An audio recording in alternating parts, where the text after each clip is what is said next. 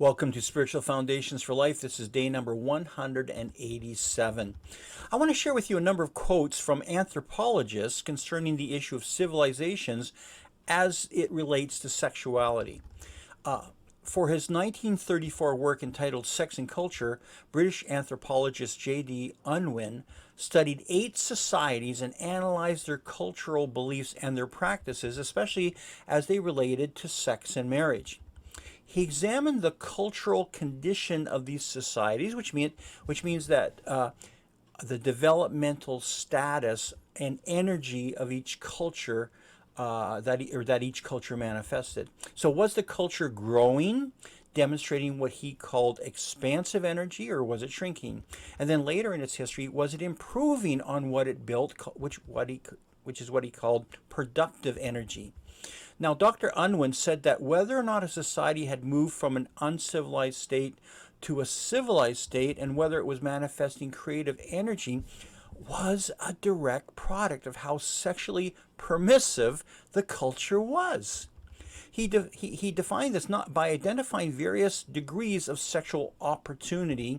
The more sexual opportunity a society's people had, that is, the fewer restraints that were placed upon their sexual habits, the less energetic or growing or momentum the society would be.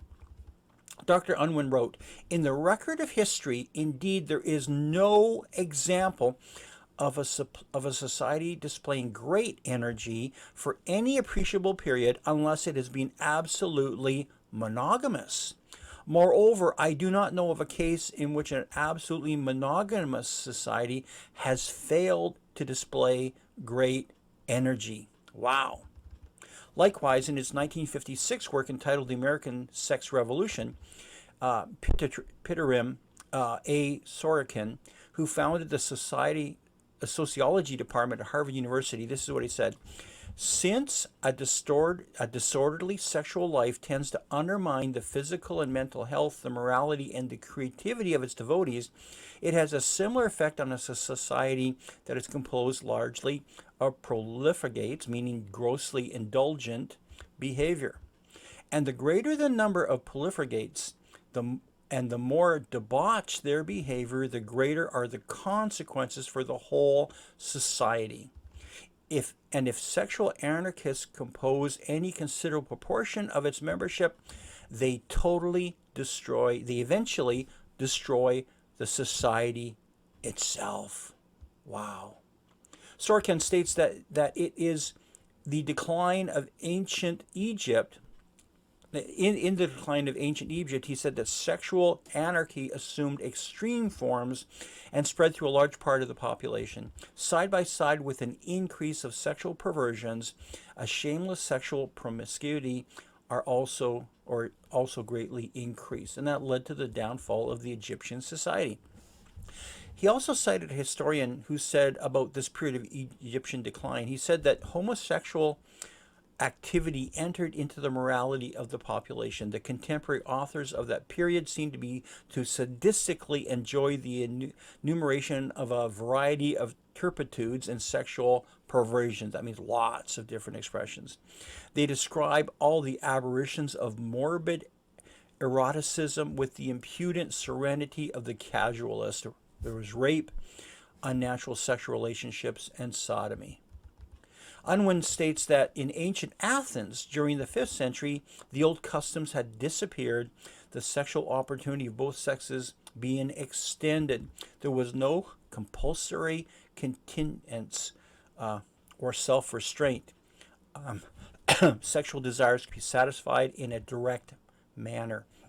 Divorce became easy and common. Homosexual sex between men and boys appeared.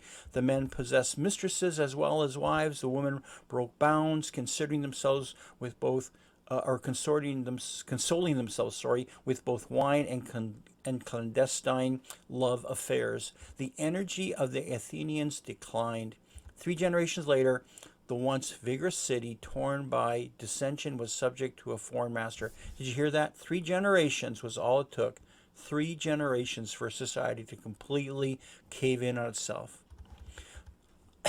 excuse me, Sorkin stated that during the decline of the Roman Republic, the growth of sexual anarchy, divorces, desertions, and orgies of emancipation and masculinization of women and effeminization of men, together with the radical changes in marriage and family laws, which largely dissolved their sacredness and inviolability, and an attendant decrease of birth rate proceeded hand in hand with a growth of religiosity and a vulgar sexual ethics and frame of mind. I don't know if you heard what I just said, but the quality of the and health of the sexual relationships directly impinges on the, or inversely impinges on the health of a society. The one lesson we can learn from history is that we never seem to learn from history. We know this because history just keeps repeating itself. Our society's in danger, folks. Since the sexual revolution of the 1960s, North America continues to decline in sexual morality, and in our next sessions, I'm going to address this critical issue from God's perspective. There's always hope, for the Bible says in 2 Corinthians chapter 7, verse 14, if my people who are called by my name will humble themselves and pray, seek my face, and turn from their wicked ways, then I will hear from heaven, and I will forgive their sin, and I will heal their land. But folks, we have to take a stand. There's something we have to do. See you tomorrow for another episode of Spiritual Foundations for Life.